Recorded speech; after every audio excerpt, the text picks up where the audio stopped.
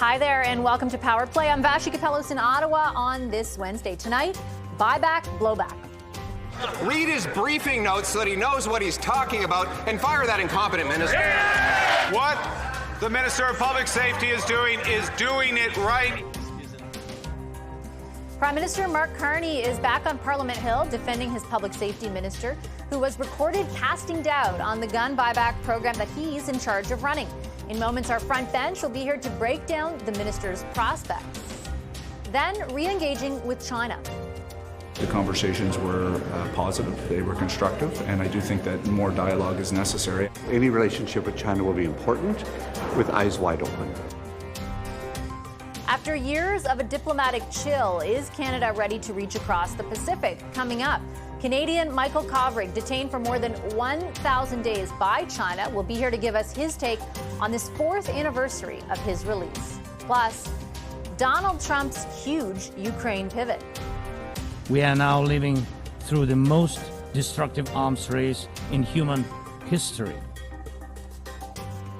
The U.S. president does a 180, saying Ukraine is in a position to regain all of its pre-war territory. We're going to bring in Vice Admiral Mark Norman on the significance of Trump's turnaround a little bit later on in the show. First, though. We had very constructive set of discussions, which built on earlier phone calls, which built on exchanges between our foreign ministers, exchanges between our trade ministers. Those discussions will deepen. I expect to. I will expect at the appropriate time to be meeting with President Xi Jinping, but continuing this dialogue with the Premier.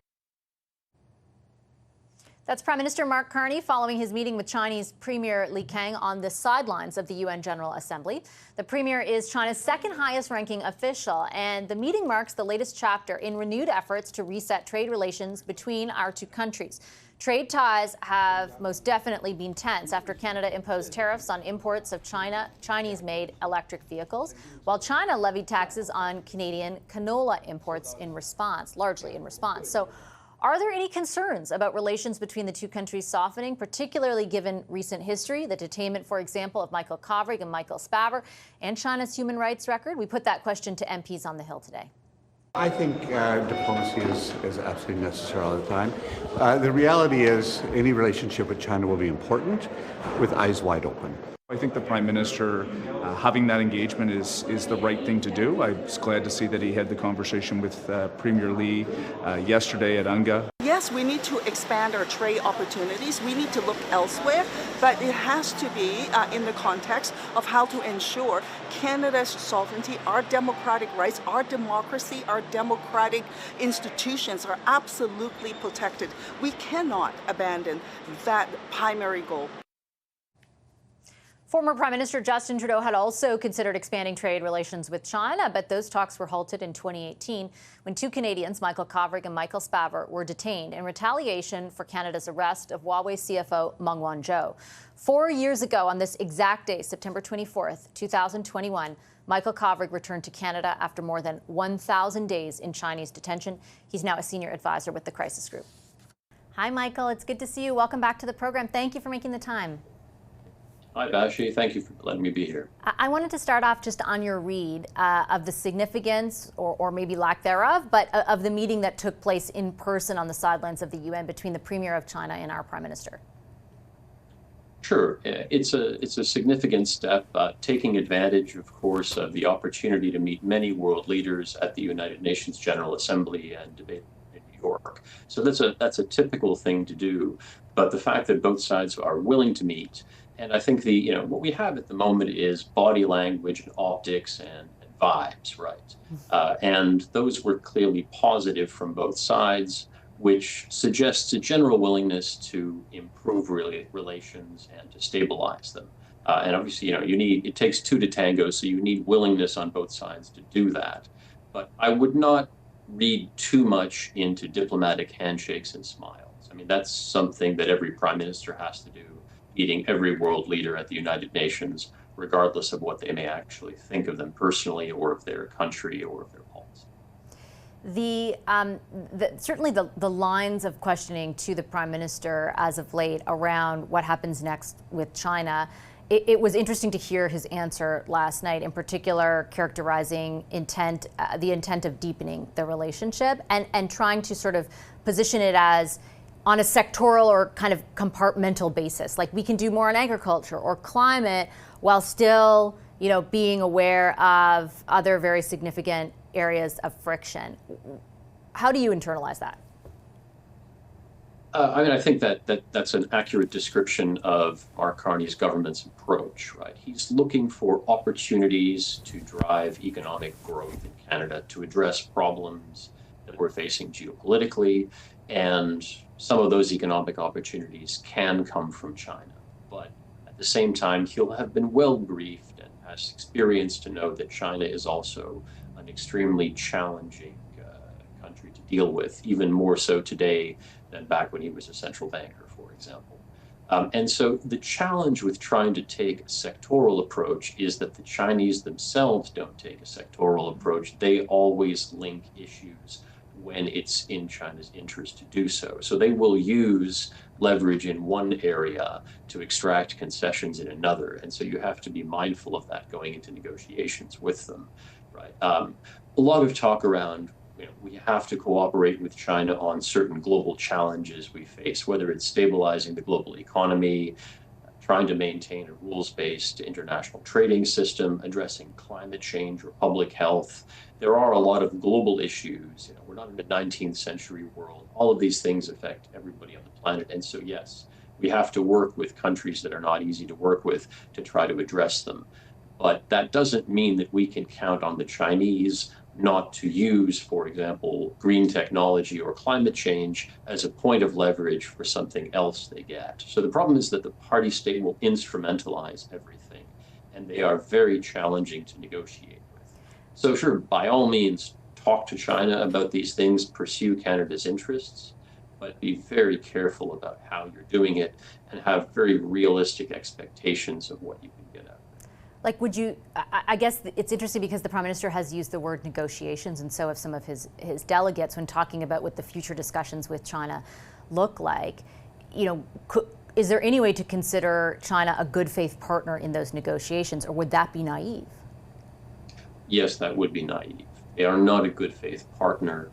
It's a fundamental aspect of China's political culture, right? And why it's such a challenge for an international rules-based system, whether you're talking about international law in general or trade agreements or consular agreements specifically.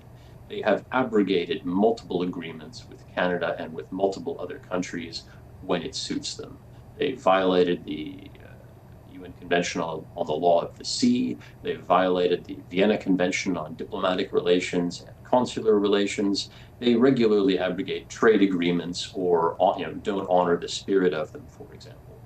The very issue with electric vehicles is a classic example of China trying to use existing trade agreements, but at the same time going around them with an ecosystem that massively subsidizes electric vehicles. So you cannot count on China honoring any agreement you make with it unless it suits the Communist Party to do so. So what you really have to be looking for is an alignment of interests rather than trusting that, well, we signed a piece of paper with them, so now they'll do this, right? That's not a guarantee. And that's a fundamental facet of China's political culture. It's all about power and interests and leverage and instrumentalizing. That doesn't mean that it's not possible to engage in some elements of trade or investment, but you need really, really strong guardrails around them. And ideally, you need to diversify so that you don't create dependence on China in any way. Well, I'm glad you brought that up because I wanted to ask, look, this is all against the wider context of, and we've spoken about this before, but what's happening with the United States and a pressure, lots of it emanating from the business community here to look to China to supplant the market access that we have in the United States. What is the risk of doing that to a great degree? Like if in fact we decide to double our trade with China, for example, which a lot of business leaders are advocating for, what is the risk in doing that and becoming more dependent on it, that country? Sure. So two things there. My first response to people who are advocating for that, I would say, which sectors exactly are you imagining that China is going to fill in for the United States. What is China actually going to buy from Canada that the United States is currently buying? Because the reality is that for the most part, those economic complementarities are not there, right? China, you can increase some trade to China in some areas, but in most cases, that's not going to be things that the United States was buying or is threatening to stop buying from Canada. So it's not a useful substitute in that sense. Secondly, the orders of magnitude are just much too unmanageable for that, right? China is a much smaller share of Canada's trade than the United States. So it's not possible for it to substitute for the United States as a partner in a realistic way. What it can do, and here, to my other point, if you think of it like a stock market investor, right? Would you put all your money in two stocks and hope that they both do well? That's not prudent policy for a government or for an individual or a pension fund, right? You want a diversified portfolio. So what Canada should really be emphasizing as much as possible is a diversity of trading partners. Yes, so whether or not you increase trade of one particular commodity or product with China, it's not the absolute increase that matters. It's rather the relative increase. Is that company or is that sector becoming dangerously dependent on China for that? That's what happened with canola. I mean, one of the things that struck me with the canola issue, right, is we've seen that movie before. Yeah. In 2018, after Canada arrested Meng Wanzhou on an American extradition warrant, China slapped tariffs, or effectively trade barriers, that completely blocked its purchases of Canadian canola. It cost the industry over $1 billion. You would think that there would be some learning after that, that maybe China is not a reliable customer. You don't want to put all your eggs in the China basket when you're selling canola. You maybe want to diversify the crops you're growing and selling, and you want to look for other markets as well, rather than ramping up sales to canola, to China of canola as soon as you're able to again, and reestablishing that dependence, which then, as we've seen in the last year, China has once again weaponized to put pain and pressure on Canada. And canola is a particularly acute example, right? Because what China is trying to do is pressure Canada into lowering barriers to its electric vehicles and steel and aluminum. And that, of course, is a sector that is heavily concentrated around Ontario. Meanwhile, canola, of course, out west in Saskatchewan, Premier Scott Moe just came back from a trip to China about that, right? And so that's not only putting pain on Canada to try to get it to lower the tariffs, it's also driving wedges between provinces and regions. It's a divide and conquer strategy, and I really hope that Prime Minister Carney is able to rally all his premiers together to have a united stance with China on those negotiations and not let Beijing play one province against another to try to weaken consensus. It's a classic tactic. China uses it in ASEAN in Southeast Asia. They use it with European Union members where they try to curry favor with one or two countries and break consensus. That's why you need a strong federal stance with the backing of provincial ministers going into any kind of negotiations. Do you think it would be a mistake to back down from the tariffs on EVs that are currently in place? Yes, I do. I think what negotiations on that issue have to focus on is looking for other concessions, perhaps, that Canada could make to get China to drop tariffs on canola, and then reciprocally other things that China could do to balance. So that's really what the negotiations need to be about, right? If it were just a simple, straight quid pro quo, Canada drops EV tariffs, China drops canola tariff and other agriculture food tariffs on seafood and things like that. That's not a very complicated negotiation, but that's not what you want. You want to try to calibrate those concessions that each side needs to make to ensure you're protecting Canadian workers and Canadian industry and also Canadian farm sectors, of course. You're protecting the country, and you're giving a balanced negotiation of the country's interests, and that you're aware of the kind of negotiating tactics and pressure tactics that the Chinese will use to get what they want. The danger of just dropping tariffs wholesale, right? Let's roll the movie forward. What would happen if Canada did just do exactly what the Chinese want? You're going to have increased dependency in Canada's agricultural sector on China. That means the ag sector is going to become essentially a constituency for China within Canada that is going to repeatedly lobby the government to foster that relationship, protect that relationship, and not do anything that China doesn't want Canada to do, lest it once again punish Canada by blocking that trade. So that's already warping Canada's political economy that way. Meanwhile, on the electrical vehicle side, if Canada becomes dependent in its supply chains on Chinese electrical vehicles, that becomes another choke point where China can effectively control and influence Canadian policy. So, and it's not just Canada. Every country these days faces this dilemma. You risk giving up sovereignty and giving away too much leverage to China if you do those things.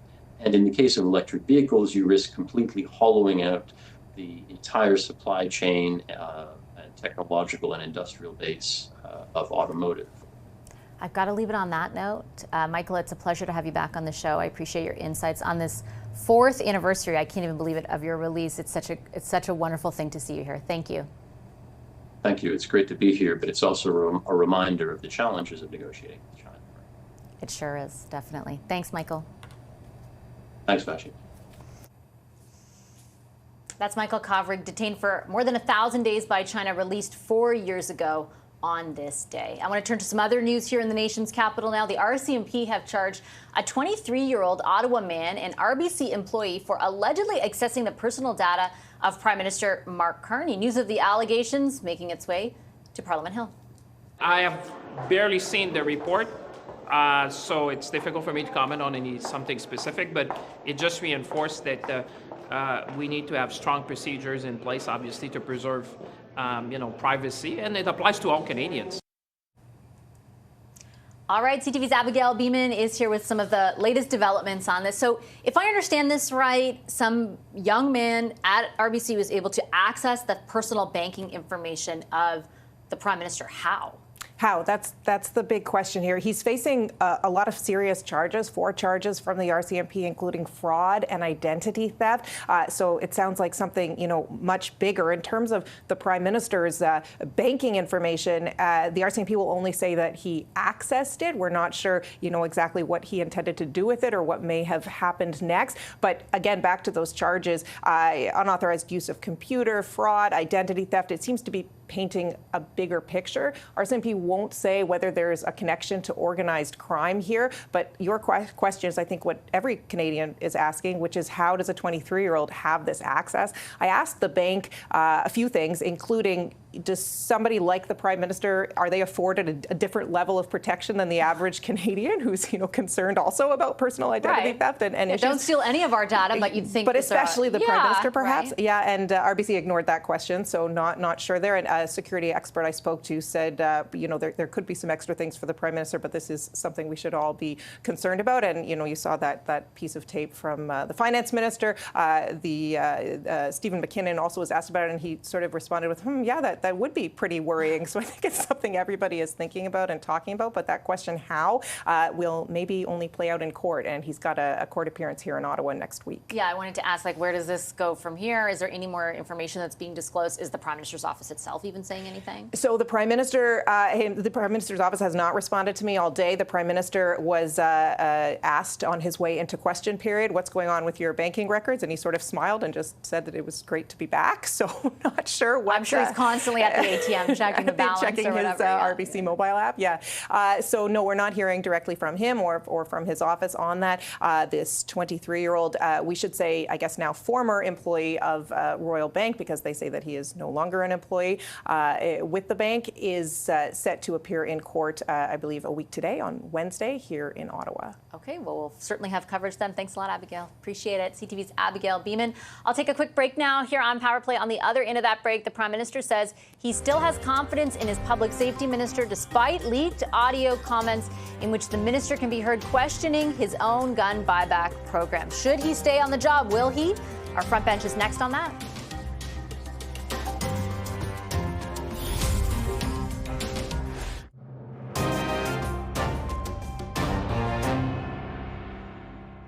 Will the Prime Minister stop the politics, fire the minister, and leave Grandpa Joe's hunting rifle alone? He described farmers, duck hunters using AR-15s to hunt. I don't see that. It applies to 70 .22 caliber firearms that are used by almost every farmer to go after gophers. Will the Prime Minister stop wasting money banning gopher guns? What this government is doing is providing fair compensation for Canadians to return illegal firearms. Prime Minister Mark Carney is back in Ottawa following his trip to the UN, and as you saw there, he immediately faced questions about the federal gun buyback program from the opposition. The program, which opened up to individual gun owners in Cape Breton in a pilot project yesterday, has been contentious from the start and is now facing new criticism after leaked audio emerged of the public safety minister saying he would do the program differently. The Tories are calling on the Prime Minister to fire him, but so far, Carney says he still has his confidence. So can the public safety minister stay on that portfolio, on that file? Let's bring in the front bench to talk about that. Laura D'Angelo is with Enterprise Canada. She previously worked in Prime Minister Justin Trudeau's office. Next to her, that's Mohammed Ali. He's a former Liberal staffer, now a vice president at Crestview Strategy. With us remotely, Jamie Ellerton is a Conservative strategist and the founder and principal of Canaptus. And rounding us out tonight, Sebastian Skamsky was Director of Media Relations for former Director of Media Relations to Conservative leader Pierre Poilievre. Don't want to mix those ones up. Thanks a lot, everyone, for joining us. It's nice to see you. I appreciate it. Laura, I'll start with you on this one. Are the minister's days numbered in that portfolio, do you think? Oof. I don't know, but I do hope that this Prime Minister learns, Jamie, I do hope this Prime Minister learns some lessons from the last government. I think there's two options here. Surround Minister Ananda Sangri with some support, with the things he needs to weather the storm, or make a really difficult choice and cauterize a wound. And hopefully don't pick that secret option C, which is just kind of let it flail, right? I hope there's a decision there. I do think, though, we also have to question where all of the leaks of this video are coming from, because it's very specific snippets. We don't have all context. We don't have all conversations. I'm sure the minister would say he made a mistake. He clearly made a mistake. But I think we have to ask some of those questions as well, because this is a program that, gun control has been an election issue for the last 3 elections. The Liberals have won the last 3 elections. There is clearly support for changes in gun control and buyback programs. 4 out of 5 parties are supportive of them. So we do also have to look at both sides of that. So I listened to the whole audio. I think you're right. We do. I think two things are important to consider. I did, Jamie, listen to the whole audio.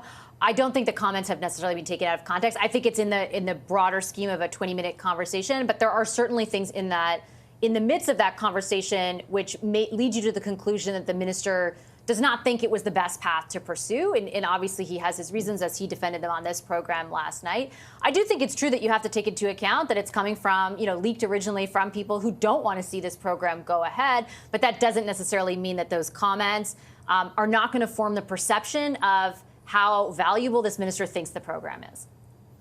Yeah, I think kind of picking up on the question you asked, Laura, I do think this minister's days are numbered. The only actual debate is, will he be kind of like drag kicking and screaming into maybe a fall shuffle before the end of this fall session, or is it going to be more immediate because his credibility is just completely shot? This is a minister that's already in hot water for his dealings in public security and having to recuse himself in oversight for a terrorist organization. And he's now clearly offside, not just with the policy, but with the entire, frankly, Liberal Party political machine. Laura just hit the nail right on the head. This has been a very political issue, and the Liberals, quite frankly, have used it quite successfully for their own political benefit. And so the idea that you have a minister in charge of this program who essentially is now saying it's actually not worth the paper it's written on, it's effectively a boondoggle in creation, he would do it differently because it's not going to have its effect, and is essentially throwing law enforcement agencies across the country under the table and saying they're not even capable of implementing it. I don't know how this man can continue to be the public safety minister on the merits of the debate itself, but because of the consequences for the Liberal Party coalition, he's essentially a dead man walking. That's a very interesting point. 2 things I would raise out of that for you, Mohammed. First, I would say that I spoke to the minister for 14 minutes last night. I asked him about, in particular, when he said in the conversation he would pursue a different approach. He insisted that meant over the last 5 years he would have done a lot more to bring legal gun owners, into the fold, and he contended that didn't mean de facto that he didn't believe in the program. That's just I'm just putting forward the argument that he put forward. I understand many people probably won't believe it, but that is what he said. At the same time, I think Jamie's point about, like, there are many gun control groups or groups that were formed due to awful things that occurred, like, for example, on the Danforth in Toronto, who I also read interviews with, who were very disappointed to hear the minister's comments because they felt it took away from what they saw as a policy imperative to bring this forward, not the sheer politics that we hear the minister talking about, for example, vis-a-vis Quebec.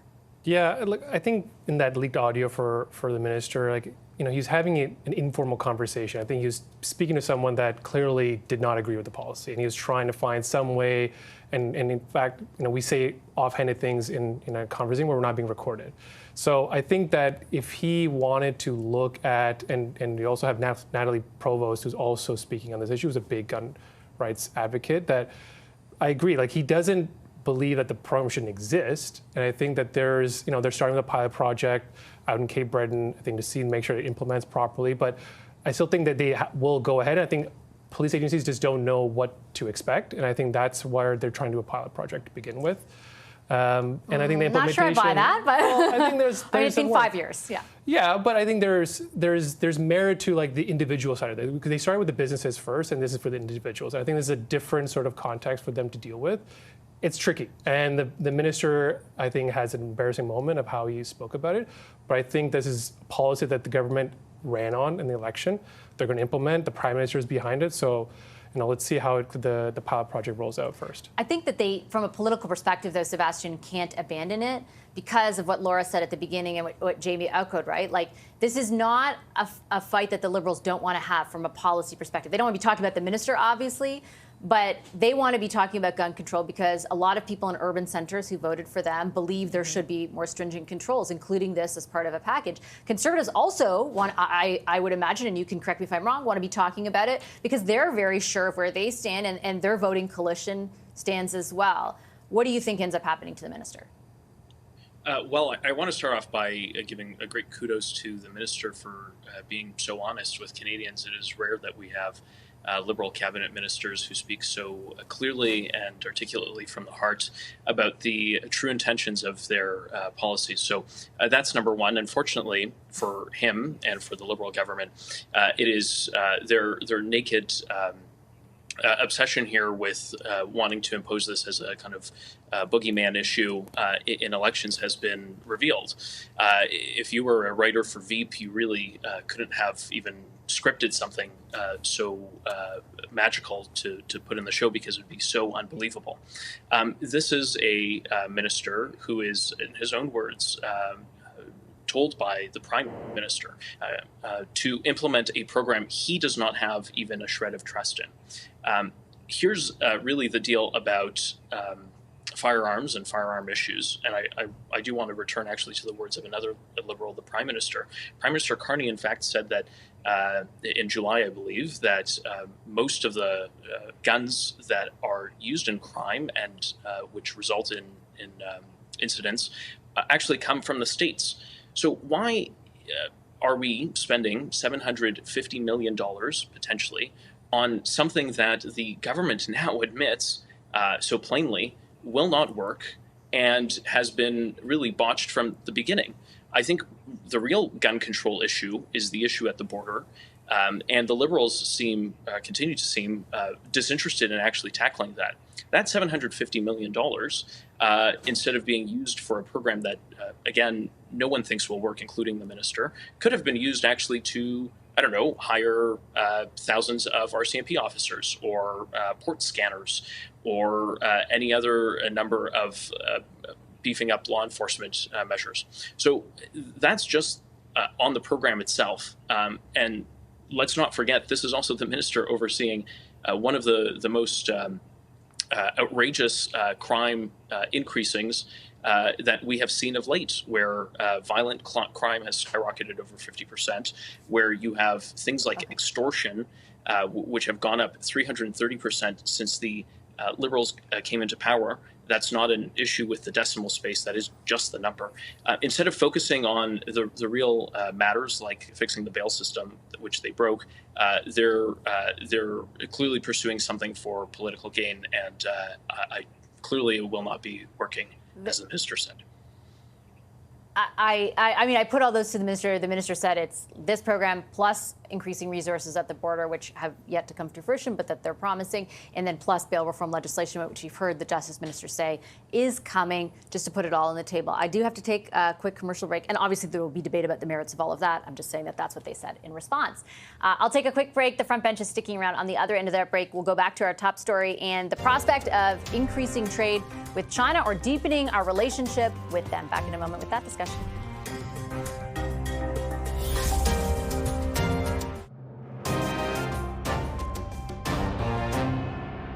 We had very constructive set of discussions which built on earlier phone calls, which built on exchanges between our foreign ministers, exchanges between our trade ministers.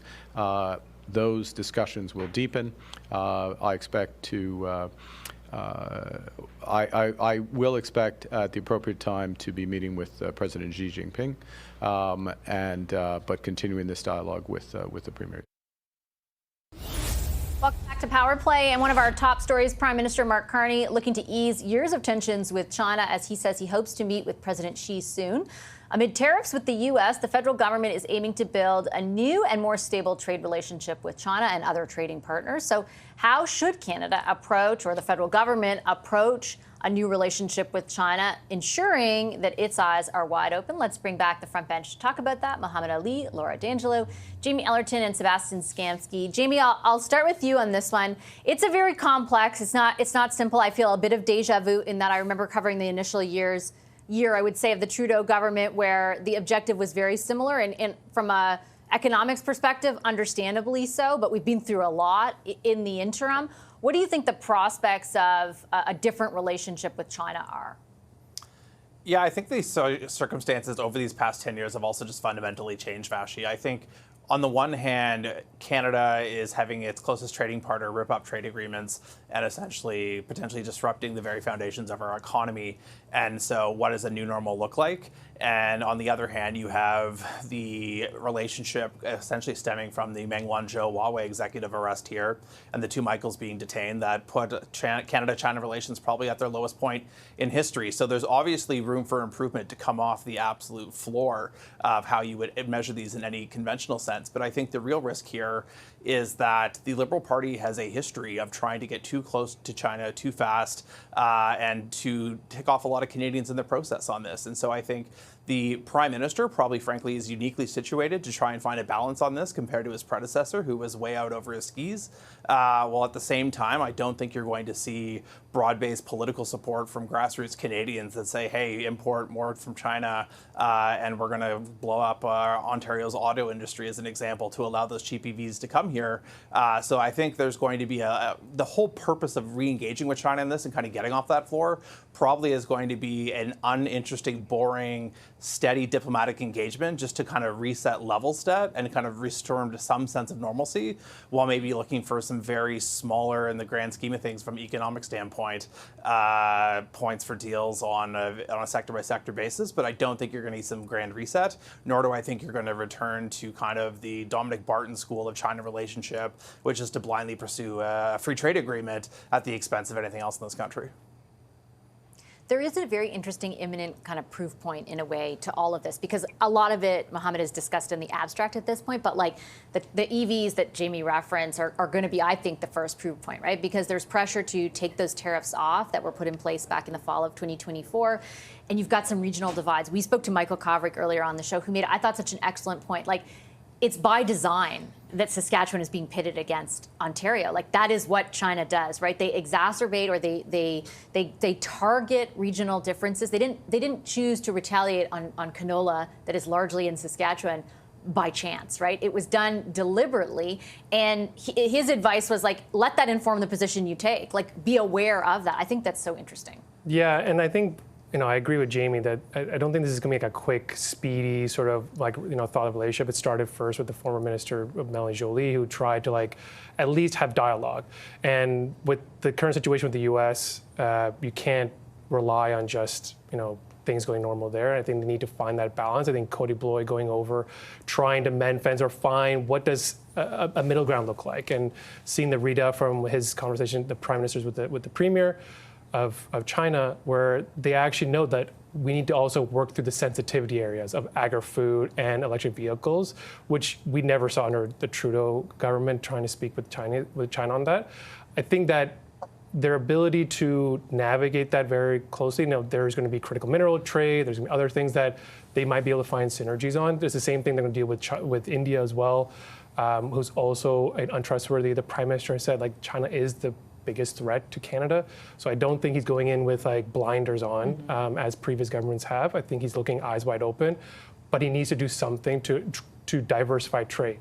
And I think today with the Indonesian president, and the Indonesian president is here to sign an agreement with the prime minister, predicated both countries want to minimize their exposure to China as well. So I don't think this is a trade U.S. for China situation, which is the prime minister saying we need to find a synergy that we can trade. This is a big, big market. We cannot ignore it, just like we can't ignore the U.S. So yeah, I just have a few minutes left. I want to get both Sebastian and Laura in. I think another interesting thing Michael Carver reminded me of, though, Sebastian, was even though we may understand trying to approach expanding or changing the relationship with China on a sectoral basis, like we want to do more on climate or on agriculture, China doesn't view it that way, that they link things that we try to compartmentalize. How do you think that might inform what happens? Yeah, I mean, obviously, I think that point is correct and understandable. We've seen that throughout the years in numerous examples where they've retaliated over issues unrelated to trade. I think my hesitation and reservation, although I wish the Prime Minister well for the success of Canada and for our various sectors that are affected, is this is a man who billed himself as a master negotiator, a kind of diplomatic powerhouse, who was going to, in his own words, really get many of these deals done and be able to deal with difficult actors, like at the time, I know, obviously referencing President Trump, but obviously in mind the leadership in China. And so it is concerning to me that so far in the track record of the first 6 months, this Prime Minister has really been lackluster at best in his ability to deliver tangible outcomes for the Canadian economy when it comes to his numerous diplomatic or international visits, rather. And so if we can't get it done with our allies under Prime Minister Carney, with folks like the UK and France, I am less inclined to believe that he will be able to deliver some major breakthrough with China. I'm going to throw the floor over to Laura to respond. The last word is yours. I really agree with what Jamie said. It really resonated with me. And I think one thing that has struck me is it's not just that the economic order is changing, right? It feels like the world order is changing right now. And so it makes a lot of sense to me that Prime Minister Carney and his team are beginning to talk to countries that, to Mohammed's point, we haven't seen them talk to or engage really with in a lot of years. And I think that it's prudent. I think it makes a lot of sense. And I think that slow and steady is the way they have to go here. We know too much after the past 10 years, right? We cannot just dive right in. That's the perfect way to put it, yeah. We know too much. As our first guest can say all too well. Okay, I'm going to leave it there. Thanks, everyone. I really appreciate the discussion. Our front bench, Laura D'Angelo, Mohammed Ali, Jamie Ellerton, and Sebastian Skamsky. We'll take a quick break here on Power Play. On the other end of that break, Donald Trump does a 180 on his position in Ukraine, for Ukraine. We'll talk about that next. Stay right there.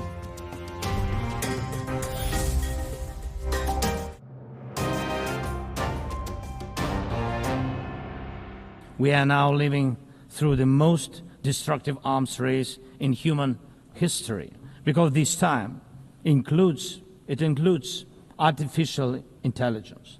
And if there are no real security guarantees except friends and weapons, and if the world can't respond even to old threats, and if there is no strong platform for international security, will there be any place left on Earth that's still safe for people?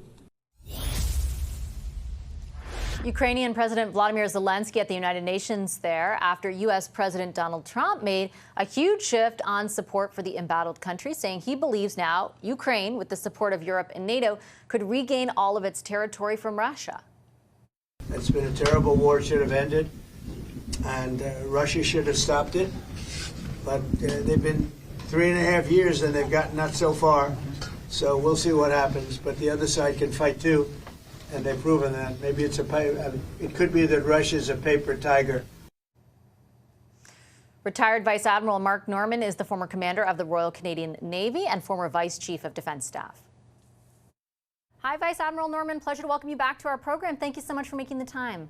Well, thanks for having me, Vashi. I wanted to start off, before we get to Zelensky's messaging today to the UN, on what came before it, which is this almost like jaw-dropping 180-degree turn from U.S. President Donald Trump, from his position previously that some sort of peace settlement would likely involve concessions on both sides, particularly around territory. How much stock do you put in the change in position? Well, I'm as surprised like you, but I think there is some substance to this. I'll be generous and perhaps suggest that there might be some strategic thinking behind this. My gut tells me that a lot of this has to do with his expressions of disappointment and frustration with his dealings with Putin, and the fact that, to be blunt, he's been played, and he's been played publicly. I think his comments with respect to the continued support of Europe and partners like Canada is really important, and that is consistent with one of his longstanding messages.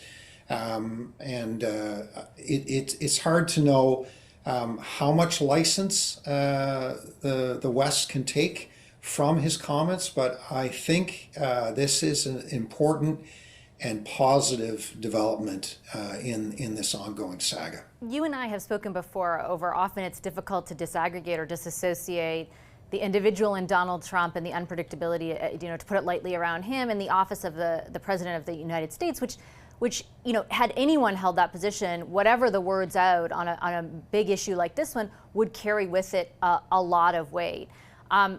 Do you think it has the potential to impact at least the near-term trajectory of discussions, let's say, between Ukraine and Europe, or between Ukraine and other allies? Does that potential exist?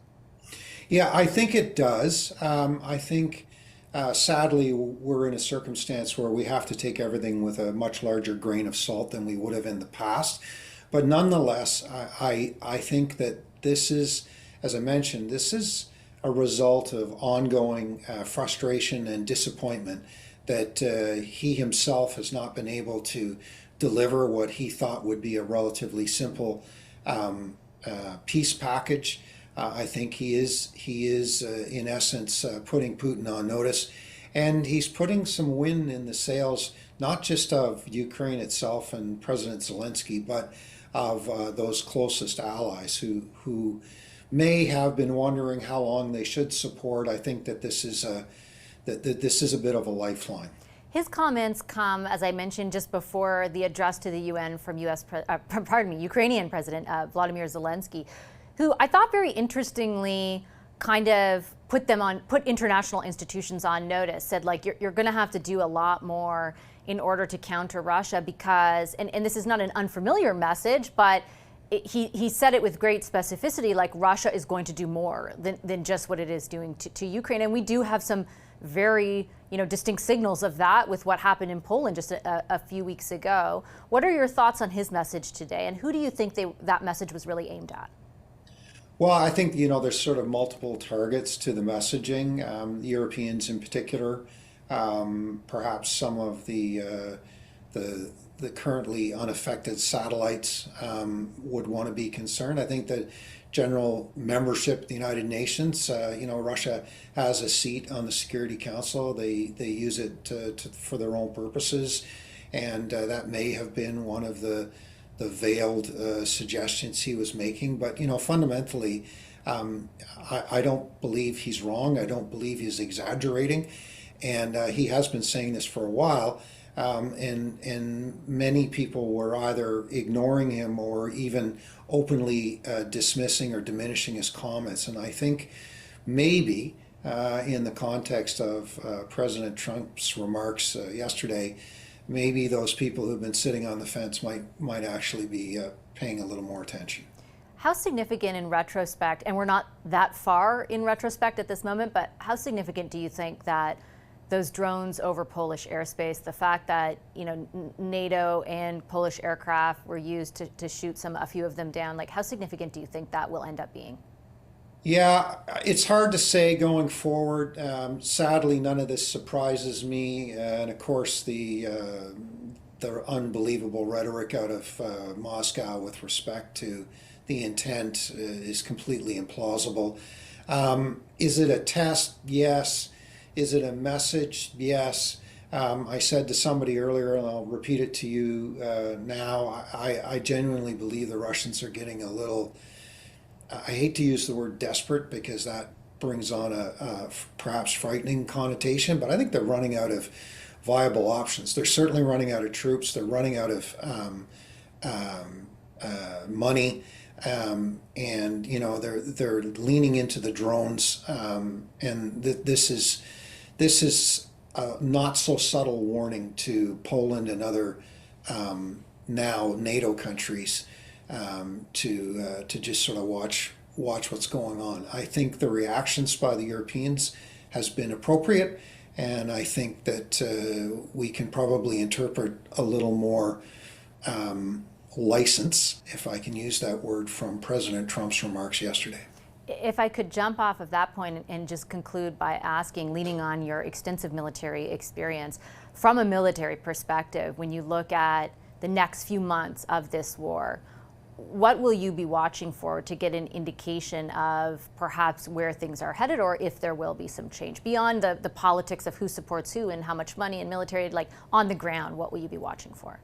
Yeah, well, a couple things. To see to what extent the Russians begin to culminate. Do they run out of energy to some degree?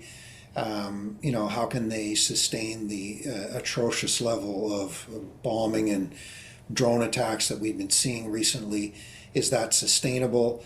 And to what degree are the Ukrainians able to muster the material support that is available to them from the West, and actually start to push back and potentially either take back Ukrainian territory or continue to seize some Russian territory in the margins. Those are two things I'll be watching. All right, I'm going to leave it on that note. I appreciate your time and insights as always, Vice Admiral Norman. Thank you so much. Thanks a lot, Vashti. All the best to you and your viewers. And we'll be back with more Power Play after a short break. Stay right there.